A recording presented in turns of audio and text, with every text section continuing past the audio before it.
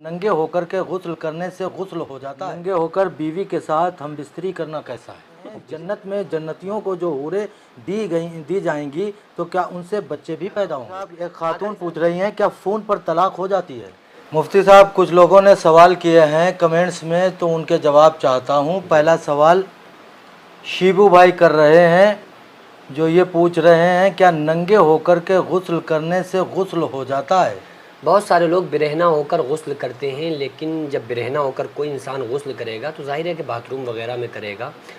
तो अगर बंद जगह पर कोई इंसान गुस्ल कर रहा है तो बिरहना होकर नंगे होकर गुस्ल करने में कोई प्रॉब्लम नहीं है और बिला कराहत जायज़ है। इंसान बाथरूम में या बंद जगह पर नंगे होकर गुस्ल कर सकता है। यहाँ तक कि अगर कोई इंसान नजिस है और वो गुस्ल कर रहा है, तहरत को हासिल करना चाहता है, यानी कोई इंसान बीवी से मुबाशरत की या उसके अलावा वो कोई नजिस इंसान अगर गुस्ल कर रहा है तो उसके लिए बेहतर ही है कि वो बिरहना होकर नंगे होकर ही बाथरूम में गुस्ल करे, क्योंकि उससे जो नापाकी नजासत उसके जिस्म पर लगी हुई उसका असर होता है वो अच्छी तरह से साफ़ करके उसको धो सकता है और बिरहना होकर गुस्ल करने में कोई प्रॉब्लम नहीं है। जी जज़ाकल्लाह। अगला सवाल है क्या हाफ आस्तीन में नमाज पढ़ सकते हैं? बहुत सारे लोग ऐसे खुसूसी तौर पे नौजवान तबके को आपने देखा होगा कि वो हाफ आस्तीन पहनकर नमाज़ पढ़ने आते हैं। देखिए, अब नमाज़ पढ़ने के लिए जो शर्त है ना, उसमें सतर का छुपा होना ज़रूरी है। शर्त है नमाज के शराइत में से एक शर्त ये भी है कि सतर का छुपा होना, जिसमें मर्दों का जो सत्र में जो चीज़ें आती हैं ना वो घुटनों से लेकर नाफ तक, औरतों की सत्र में जो चीज़ें शुमार हैं वो सिवाय हथेली और सिवाय पंजों के, यानी कि जो तलवे होते हैं टखनों से नीचे नीचे, और सिवाय चेहरे के बाकी औरतों का पूरा जिस्म सत्र में शुमार होगा। तो उनका बाल भी उनके सत्र में शुमार है। तो इसलिए अगर उनके सत्र की कोई भी अज़्व अगर उनका खुला होगा या कोई हिस्सा खुला होगा तो फिर उनकी नमाज जायज़ नहीं होगी, उनकी नमाज नहीं होगी। मर्दों का जो सत्र में शुमार है वो घुटनों से लेकर नाफ तक है। तो ये हिस्सा अगर बंद है तो उसके अलावा अगर हाफ आस्तीन में कोई इंसान नमाज़ पढ़ रहा है तो नमाज तो जायज़ हो जाएगी, नमाज हो जाएगी, लेकिन ये अच्छा लिबास नहीं है, क्योंकि अल्लाह ताला ने फरमाया या बनी आदमा खुदू ज़ीनतकुम इंदा कुल्ली मस्जिद, ए बनी आदम मस्जिद आओ ना, यानी अल्लाह के सामने जब आओ तो अपने आप को सवार कराओ, यानी मेकअप करके आओ। देखो खुद को शीशे के सामने खड़े होकर कि हम कैसे लग रहे हैं। क्यों? क्योंकि जब इंसान ससुराल जाता है तो बड़ा बन ठन के जाता है, बड़े खूबसूरत अपने 10 बार शीशे में अपने मुंह को देखता है। बाजार जाता है तो कई मरतबा अपने चेहरे को देखता है, संभालता है। तो अहकमुल हाकिमीन के सामने जब बंदा खड़ा होता है तो वो धोती पहन के और बिल्कुल जो बकवास लिबास होता है ना सोते वक्त वाला, वो पहन के अल्लाह के सामने खड़े हो रहे हैं। तो ये अच्छी बात नहीं है। नमाज हो जाती है लेकिन बेहतर ये है कि अच्छा लिबास पहन कर आएँ, और मुकम्मल आस्तीन शराफत वाला लिबास वही है ना कि जिसमें आपके कोयनी वगैरह छुपी हों। लेकिन हाफ आस्तीन में नमाज जायज़ है, नमाज हो जाएगी, लेकिन बेहतर यह है कि फुल कपड़े पहने जाएं जिससे बाशर्म इंसान लगे, और शर्म हया के ख़िलाफ़ कपड़े इंसान के नहीं होना चाहिए। बहरहाल हाफ आस्तीन में नमाज़ पढ़ने से मर्दों के लिए नमाज जायज़ है, नमाज हो जाएगी। जज़ाकल्लाह, शुक्रिया। अगला सवाल नन्हे भाई पूछ रहे हैं नंगे होकर बीवी के साथ हम बिस्तरी करना कैसा है? जाहिर है कि बिरहना होकर ही हम बिस्तरी होती है, कपड़े पहन के तो कोई नहीं कर सकता। हाँ, फुल कपड़े उतार के हम बिस्तरी अगर कोई इंसान कर रहा है तो उसमें इस चीज़ का एहतियात रखा जाएगा कि आपस में एक दूसरे की शर्मगाह को देखने से बचना चाहिए। हालांकि जायज़ है लेकिन अच्छा अमल नहीं है, बेहतर अमल नहीं है। बहरहाल जाहिर है कि हम बिस्तरी जब इंसान करता है तो कपड़े उतार कर ही करेगा। मेरे ख़्याल से बग़ैर कपड़े उतारे तो ये हो ही नहीं सकती ना, वो तो उसके लिए तो उतारे ही जाएंगे, लेकिन बस एक दूसरे के अज़्व ख़ास को देखने से बचना चाहिए। और ये शर्म हया के ख़िलाफ़ है कि इंसान एक दूसरे के अज़्व ख़ास को देखे, ठीक है, प्राइवेट पार्ट्स को देखना ये शर्म के ख़िलाफ़ है, अलबत्ता जायज़ ये भी है। अगला सवाल मुफ्ती साहब है, एक खातून पूछ रही हैं कि अगर गुस्ल करने की दुआएं याद ना हो तो क्या गुस्ल हो जाएगा? क्या गुस्ल की दुआएं पढ़ना ज़रूरी है? देखिए, अगर किसी मसले में आपको कोई दुआ याद नहीं है तो सबसे बेहतर एक दुआ है बिस्मिल्लाहिर्रहमानिर्रहीम। आप बिस्मिल्लाहिर्रहमानिर्रहीम पढ़ के बाथरूम के अंदर दाखिल हो जाएं, और ये याद रखें कि ये जो दुआ है ना बिस्मिल्लाहिर्रहमानिर्रहीम, ये बाथरूम में जाकर ना पढ़ें बल्कि पहले पढ़ ली जाएगी। लेटरिन में जाने की जो दुआ है अल्लाहुम्मा इन्नी औज़ु बिका मिनल खुबूसी वल खबाइस, वो लेटरिन के अंदर दाखिल होने के बाद की नहीं है, दाखिल होने से पहले की है।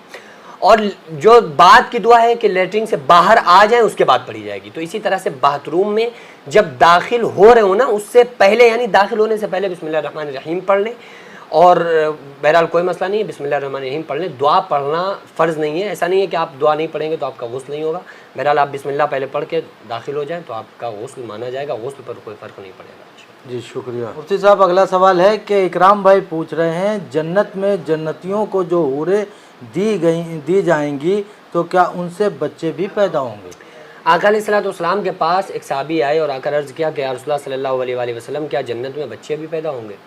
तो आका अलैहिस्सलाम ने इरशाद फरमाया जो तुम चाहोगे वो तुम्हें मिलेगा। तो बच्चे पैदा होने का जो प्रोसेस है ना, वो दुनिया में आप देखें कितना कठिन है, कितना मुश्किल है कि 9 महीने माँ पेट में रखती है, उसके बाद वो बच्चा दुनिया के अंदर आता है, फिर उसके बाद उसकी घुट्टी और तमाम अटरम सटरम कितनी चीज़ें होती हैं, उसके साथ असबाब, कितने असबाब जुड़े हुए उसके साथ होते हैं।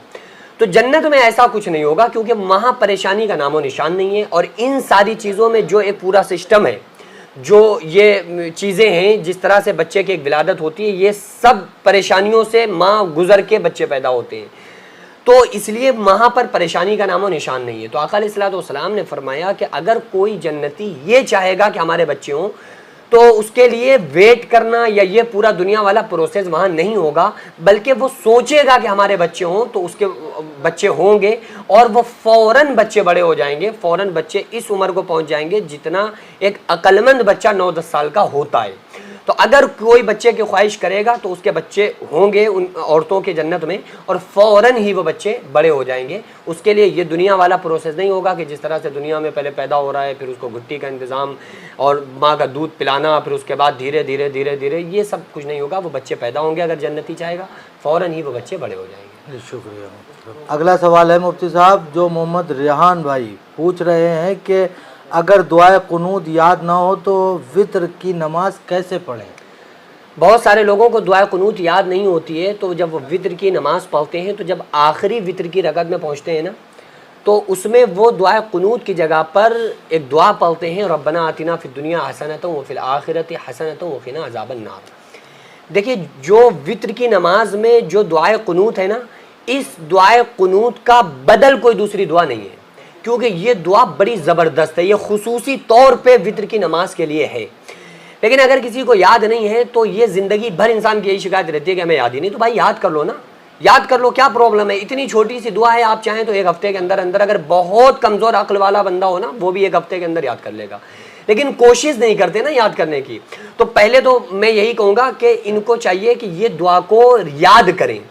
अगर फिर भी इनको दुआ जब तक याद नहीं हो रही है तो फिर ये इसकी जगह पर दुआ कुनूत की जगह पर रब्बना आतिना फिद दुनिया पढ़ सकते हैं, क्योंकि ये जो दुआ कुनूत है ये भी दुआ मासूरा में से है और जो रब्बना आतिना फिद दुनिया है ये भी दुआ मासूरा में से है। तो फिर बहरहाल ये है कि याद फिर भी कर लें, जब तक याद नहीं हो रही है तो दुआ कुनूत की जगह पर वो रब्बना आतिना फिद दुनिया हसनतन व फिल आखिरति हसनतन व क़िना अज़ाबन नार पढ़ के काम चला सकते हैं। बहरहाल नमाज उनकी मान ली जाएगी फित्र की इंशाअल्लाह। अगला सवाल है मुफ्ती साहब, एक खातून पूछ रही हैं, क्या फ़ोन पर तलाक हो जाती है? हाँ, अगर कोई शौहर फ़ोन पर तलाक दे रहा है तो उससे तलाक वाक़ हो जाएगी, और उसमें ये शर्त नहीं है कि औरत का सुनना ज़रूरी हो। बाज़ ख़वातीन के फ़ोन आते हैं ना, तो वो कहती हैं कि मेरे शौहर ने मुझे तलाक दी और वो ये कह रहे हैं मैंने तलाक दी लेकिन मैंने नहीं सुना। बाज़ मर्द कहते हैं कि मैंने जब तलाक दी तो उसने फ़ोन काट दिया था और उसने नहीं सुना, तो क्या तलाक हो गई? बिल्कुल तलाक हो जाएगी। शौहर अगर अपने ज़ुबान से ये अल्फाज अदा करता है 3 मरतबा कि जाओ मैंने तुम्हें तलाक दी इस तरह से, तो बीवी पर तलाक वाक़ हो जाएगी। इसके लिए ये शर्त नहीं है कि 2 गवाह हों जैसे शादियों में निकाह में होते हैं, ना उसके लिए ये शर्त है कि बीवी सुने, ये कोई शर्त नहीं है। यहाँ तक के मसला है कि अगर कोई शौहर, कोई आदमी, कोई शख्स अपने बच्चे से कहे जो बिल्कुल नाबालिग बच्चा हो और वो उससे कहे कि जाओ अपनी मम्मी से कह दो पापा ने तुम्हें 3 तलाक़ें दे दी, वो बच्चा खेल में लग जाए और वो अपनी माँ से जाकर न कहे तो भी तलाक वाक़ हो जाएगी। तो इसलिए बड़ा एहतियात रखना चाहिए। फ़ोन पर तलाक देने से तलाक हो जाएगी, बिल्कुल ऐसे हो जाएगी कि जैसे आप उसको कुछ कह रहे हैं तो जैसे उस तक आपकी आवाज़ पहुँच रही है ना, आपकी बात पहुँच रही है ना, तो आपकी तलाक भी ऐसे ही पहुँचेगी। ठीक है, अगर कोई इंसान तलाक पेपर पे साइन कर दे तो भी तलाक हो जाएगी। तलाक पेपर पे साइन करने से भी तलाक हो जाएगी। सादे कागज़ पे कोई शौहर अपनी बीवी को तलाक लिख के चिट्ठी भेज दे, ख़त भेज दे तो भी तलाक हो जाएगी। फ़ोन पर तलाक दे तो भी तलाक हो जाएगी, चाहे बीवी ने सुना हो या बीवी ने ना सुना हो। जज़ाकल्लाह फिद दारैन खैरा। क्या तौबा करने से ज़िना की माफ़ी हो जाती है?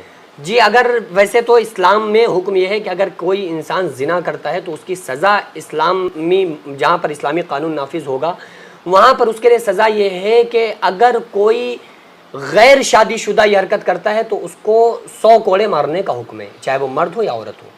और अगर वो शादीशुदा ये अमल करता है ना, जिना के करीब जाता है, तो उसको संसार करने का हुक्म है, यानी कि जब तक पत्थर मारे जाएं जब तक कि वो हलाक ना हो जाए। अल्लाह ताला ने फरमाया वला तक़रबुज़ ज़िना इन्नहु काना फ़ाहिशा, जिना के करीब मत जाना है, बहुत गंदा अमल है और इसका ठिकाना भी बहुत बुरा है और ये जहन्नम में ले जाने वाला अमल है।